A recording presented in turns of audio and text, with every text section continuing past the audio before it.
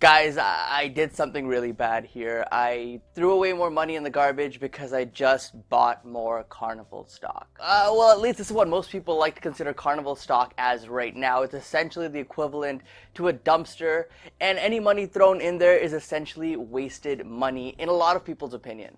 But there has been a lot of changes and a lot has happened over the last week or two, which has me interested in this stock once again. And it actually convinced me to buy a bit more here of Carnival stock at these current prices. So we're going to go through all the new developments here today in this video, and I think with all of this news, the future does look a bit brighter here for this company, although there is going to be struggles still. But I think at least there is more certainty now as to what's going to happen with this company in the next, say, year or two. So I'm also going to share with you guys where my position sits right now, what my cost basis is, what I purchased new shares at in the last week, and I'm actually going to tell you what my plan is with this position moving forward. So if you want to stick around for that, I will be covering that in this video. But either way, guys, drop a huge like here if you appreciate this content and you appreciate the transparency of me buying into this stock, even though I am significantly down on my position. Hey, if we get enough likes and this video does well enough, I can use this YouTube revenue to buy even more shares. Just kidding. So the big question is why?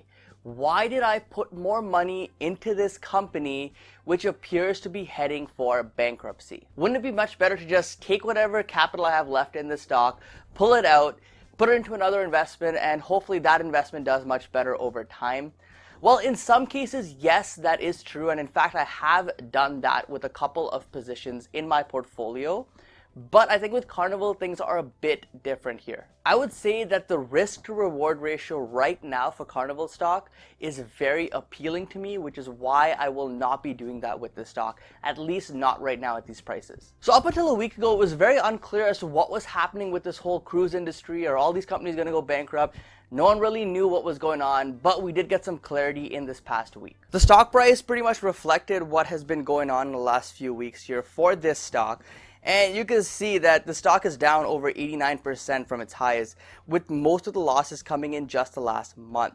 In fact, things are looking so grim for Carnival that the stock is currently sitting under its price from the 2008 Great Recession. That is honestly quite amazing to see, and I never would have ever thought that this stock would ever come down to these prices ever again. But because of the global issue going on right now, it's essentially forced Carnival and other cruise lines to stop operating completely, so their costs are piling up and they're bringing in little to no revenue and profits at this time. So what happens to a business that pretty much can't generate any revenue or profits, but they still have a lot of debt payments due? Well, they go into survival mode. Investors will pretty much flee the stock, as we've seen over the last few weeks, because the uncertainty and pretty much the chances of Carnival getting through this storm is pretty low in my opinion. However, they did do some things in this last week which actually does help them here over the short to medium term. Prior to this, investors didn't really see the cash balance that Carnival had from early March would be able to weather them through this storm. You can see the cash balance here sits at over 500 million. However, the short-term obligations and debts sit at 2.5 billion. So clearly this is not a good ratio to have. This is not a good thing because the company does not have enough cash on their balance sheet to support the company for the next 12 months if revenues stay at essentially $0. Many investors were also hopeful that the $2 trillion bailout package would include cruise ships like Carnival, Royal Caribbean, and the others. However, once the details on this was released, it became clear that these cruise line companies did not qualify because they are not registered in the US and majority of the employees are not US employees either. The companies don't pay US taxes, so why should the US government use taxpayers' money to bail them out? And even though I am a shareholder of Carnival, I completely agree with this. I don't think that it's right for the US government to use taxpayers' money to bail out companies like this, which are not registered in the US and don't pay US taxes, because it kind of sets a precedent and it pretty much tells other companies, hey, it's okay for you to go and pay taxes to other countries, it's fine, we'll just help you out if things go bad. It doesn't really sit well, and that's why I think, in my opinion, the US government has chosen not to help these companies. There was some talk that, if these companies chose to go and register in the US, that the government may then step in and help them out. But it doesn't seem like these companies are interested in doing that, so we're kind of at a standstill here in terms of government aid. So now listening to all this, you're probably thinking this was probably a really dumb decision by me to go and put more money into this company when the government's not there to help it. They have terrible debt loads. Their cash is not enough to sustain them. Why would I ever throw more money into this stock? Okay, so let's get into what has changed in the last week here, which has also changed my thinking around this company. Carnival announced that they have just raised over $6 billion in new debt and stock sales, and as expected, they're also cutting its dividend to save cash. Buying into the stock for the dividends, in my opinion, was never a good idea, as it's a highly cyclical industry without a proven track record of paying dividends. So if you got in for just the dividends, hopefully this was a good lesson for future investments. But anyways, this debt does not come cheap. $4 billion of that debt is going to have an interest rate of 11.5%, and $1.75 billion of that debt is going to have an interest rate of 5.75%. The $4 billion of secured notes will pay interest semi-annually on April 1st and October 1st of each year, beginning on October 1st of this year. The maturity date of this portion of the debt is going to be on April 1st, 2023. Now, the $1.75 billion of convertible notes will pay interest semi-annually as well, again on April 1st and October 1st of each year. And similar to the other debt, it'll actually start on October 1st of this year as well. This will also mature on April 1st, 2023, unless earlier converted, redeemed, or repurchased. So from what I see here, the company gets a nice buffer here until October to get things sorted out until their first payments are due on October 1st, 2020. Now, this isn't all good news, guys, because Carnival will actually be paying over $560 million per year in just interest, which is going to have significant impacts on their growth. However, at this point, I mentioned that the company is in survival mode, so it needs to do whatever it can to survive. And as a shareholder, I am personally fine with this. It will mean that most profits for this company will be poor for the next few years, and most of it will go towards debt repayments and interest repayments, but it is much better than the alternative of bankruptcy. Now, if you paid attention, you'll know that I said they raised around $6 billion in debt, but the figures we've talked about so far doesn't add up to $6 billion, and that's because there's a little bit more that the company did to raise a bit more cash. The last thing they did was actually issue new stock here, 62.5 million shares at around $8 per share, which raises another $500 million for the company. This will help pay off the first round of payments due from the debt in October, which again gives them a bit more cushion and gives them time till at least around April of next year to worry about these payments. Now, you may have noticed that Carnival stock hovered around the $8 range in the last couple of days, and now you know exactly why that is, because 62.5 million more shares just became available at that price. Now, this isn't really good for shareholders, existing shareholders, because it does dilute our current positions. The more shares outstanding that there are in the market, the less valuable your shares are. And that's why so many companies in general buy back their stock to reduce the number of shares outstanding, and that in turn increases the value of the remaining shares. In theory, less supply equals more demand, which equals more value. So the bottom line here is existing shareholders like myself kind of got the short end of the deal here, but it is what it is. So now we know that Carnival is at least good for 2020 in terms of their debts and their payments, and they most likely will be able to sustain themselves somewhat until 2023. Now, you may think that's a bit extreme because most of us don't think that this issue will go on till 2023, but it is better to be safe than sorry. They did raise a lot of debt here, and just in case this issue does prolong longer than expected, they have a little bit of more cushion to keep them afloat. And in a normal operating year, Carnival pulls in over $20 billion in revenue, which translates to around $3 billion in net income. So if we expect operations to go back to, say, 100% by late 2021 or early 2022, but still do some sales in 2020 and early 2021, they should be able to sustain all of this new debt. You can also see some estimates here on the screen of what is projected for Carnival in 2020, 2021, and 2022, but at this point, who knows how the next couple of years end up looking. So that's what's changed with Carnival in the last week or so, ever since I bought the stock about a month ago, and this is actually why I think the future looks a bit more bright for this company. But why? It still doesn't make any sense. The stock is still in a position where they got to pay a lot of debt, they got to pay a lot of interest, and even after all this, they still could potentially go bankrupt. Well, again, it comes back to risk to reward. I personally believe that at the current price of around $8 per share, the reward for owning Carnival stock heavily outweighs the risk to this stock. The risk or the chances of them going bankrupt here in 2020 or even into 2021 is pretty much zero now with all of this new debt that they raised. So that's one less thing to worry about as a current shareholder. So what I did after I read about this and kind of spent some time thinking about this, I looked at my existing position and it actually made sense to me to average down on this position. My initial position was down big. I bought the stock initially at $39.42 a share back in late February. And here's the part I want you to pay attention to. It made up only 0.6% of my overall portfolio. Carnival is not even worth 1% of my overall portfolio.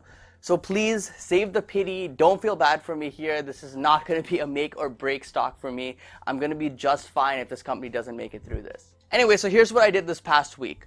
I more than doubled up on my shares and I added more shares to this company at $8.35 a share. And this brought my total cost basis of Carnival down to $20.78 per share. It didn't take a whole lot of capital to lower my cost basis here because the share price is so cheap right now.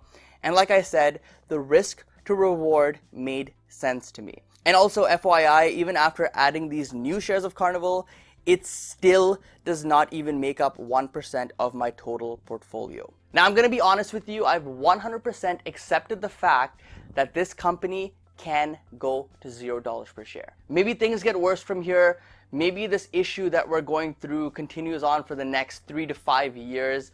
And maybe Carnival is forced to shut down operations and kind of call it a day, throw in the towel, and just file for bankruptcy. I've accepted that, and I think any investor holding the stock right now or buying the stock right now needs to accept that because it is a realistic possibility over the long term, depending on how things play out. However, on the flip side, I think that if things start recovering sooner than expected, we're going to see the stock bounce back pretty strongly, and that's where a lot of money will be made with people who chose to buy Carnival stock here at these prices. That's just my opinion. Now looking at the chart here, I don't expect Carnival to be anywhere near its previous highs of $70 per share anytime soon. And if that's the reason you're holding this stock right now, I feel for you. Honestly, this company has a lot of structural issues right now and a lot more debt as well. So it's going to take years, 5 to 10 years in my opinion, for the effects of this issue to really be behind them. But here's where I stand. I think Carnival can actually be around a $20 stock fairly soon, as it's currently at a market cap of around $6 billion, which in my opinion is too cheap. However, if we assume a share price of say $20 per share, that puts it at a market cap of around $14 billion. And if we assume the revenue in the next 12 months is around this number, which is currently what is being projected in 2020, but take that with a grain of salt, I think Carnival would be at a fair value with a 1-to-1 ratio of revenue to market cap. For some companies that pretty much have no PE and they're not profitable or they're losing money, it's very hard to value them. So what I try to do is kind of value them a bit differently here. I look at their market cap, look at their growth, look at their revenue, and try to figure out where I see this company going in the next few years. This is kind of similar to what I did with Tesla when it was around a $40 billion market cap. And we all know how that played out. And I think actually the same thing is probably going to happen with Uber as well. Just an FYI. But this does not mean that Carnival is going to go through the same thing that Tesla did. It's not going to recover and, skyrocket to new highs. I don't think that's going to happen here with this stock. But I do think that the stock currently at what price it is today is severely undervalued. And quite honestly, 100% transparency here. If the stock does shoot up to say $20 per share or something like that, I may actually close out my position for kind of a $0 profit, $0 loss, and just kind of call it a day. I haven't decided on that yet, and if that does happen, I will make a decision at that point. It'll really depend on how much interest there is in this industry once things go back to normal, how many people want to start traveling again, how many people want to take cruise ships again, and I'll kind of make a game time decision at that point. However, in my opinion, I think that people want to go back to normal. They want life to be back to normal, and they want to start doing things like going on vacations, taking cruises, because these are typically things you do to kind of get away from all your problems, just forget about everything and just have fun for a week or two. And it's pretty clear the cruise ship industry has been growing over time, and that's what attracts a lot of people. It's a good way to go just relax, not worry about your day-to-day life, and just have fun. And a lot of these companies are allowing passengers to book travel for say late 2020 or even early 2021. And funny enough, we are seeing bookings for 2021 look pretty good, up around 9% versus the last year. And this is probably because all the deals that have been popping up recently on cruise liners, as they're currently offering some very attractive packages to get people to sign up for their trips. So in my opinion, it may actually surprise a lot of investors as to how fast this industry rebounds, but all we can do at this point is just wait and see. But here's my theory. I think once we can find a quick and easy way to test people and get a test in, say, 5 minutes or so, we're going to see a massive rebound in this industry. The reason is because I think once testing is much more available and much more accurate and can be done in, say, a couple of minutes or so, the cruise ships will start opening up again and probably start operating again. And what they're probably going to do, just my thinking again, is test every single passenger before they board the ship. And if they're negative, they let them on. If they show any symptoms or they're positive, they reject them at the door itself. This, of course, would entirely depend on how quickly we can develop a test that's extremely accurate and extremely quick. But it is promising because Abbott Laboratories here is a massive, incredible pharma company in the US, and they have already developed a test that can give a positive result in 5 minutes. So things are looking promising. I also think the same logic can and will expand to the airline industry, where every single passenger gets tested either at the door of the airport or even at security to ensure that there is no issue.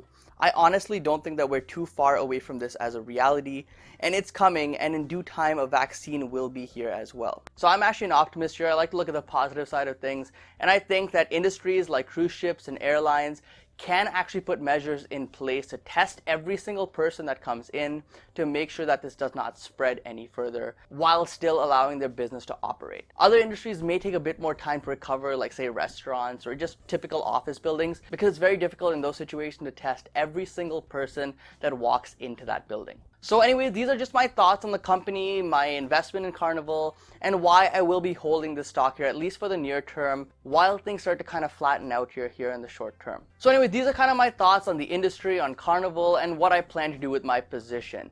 Of course, as always, I would love to hear what you guys plan to do if you hold Carnival stock or if you're planning to buy Carnival stock.